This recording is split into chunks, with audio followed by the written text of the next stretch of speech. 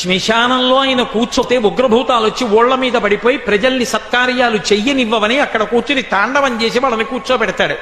పార్వతీదేవి అడిగింది మహాభారతం అనుశాసనిక పర్వంలో, శుభ్రమైన కైలాసం ఉండగా, ఇంత ఐశ్వర్యం ఉండగా, చింతామణి గృహం ఉండగా శ్మశానంలో ఎందుకుంటున్నారని అడిగింది.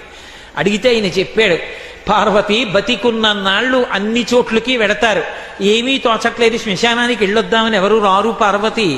నేనంతవాణ్ణంటాడు, పొడుగ్గా ఉన్నానంటాడు, తెల్లగా ఉన్నానంటాడు, పండితుండంటాడు, పద్యాలు నాకు నోటికొచ్చంటాడు, ఉపన్యాసం చెప్పగలనంటాడు, నాకు పాటలొచ్చంటాడు, నేను నాట్యం చేస్తానంటాడు, నేను అధికారినంటాడు, నా దగ్గర డబ్బు ఉందంటాడు, నేను పాట పాడగలనంటాడు. ఇన్ని ఉన్నాయనుకున్న వాడిలోంచి ఊపిరి బయటికి వెళ్ళిపోయిన తరువాత వాణ్ణి తీసుకెళ్లి 4 కొత్త కర్రల మీద పడుకోపెట్టి చాప చుట్టి తాడు కట్టి పైన నూలుబట్ట కప్పి తీసుకొచ్చి అన్నీ తీసేసి కర్రల మీద పడుకోపెట్టి కాల్చేస్తుంటే జీవుడు లేచి నిలబడి పుర్రె పగిలిపోయిన తరువాత కన్న కొడుకు కూడా స్నానం చేసి వెళ్ళిపోతుంటే చీకటి పడిపోయాక, అయ్య బాబోయ్ చుట్టూ ఉగ్రభూతాలు, నా వాళ్ళన్న వాళ్ళు లేరు, వీళ్ళని నమ్ముకున్నాను, ఒక్కడు లేడని ఏడుస్తుంటే నేనున్నాను రా అని చెప్పడానికి నేను కూడా లేకపోతే చచ్చిన వాడు 1000 మాటలు చచ్చిపోతాడని అక్కడ ఉన్నాను పార్వతి, నా కర్మకాల అక్కడ లేనన్నాడు.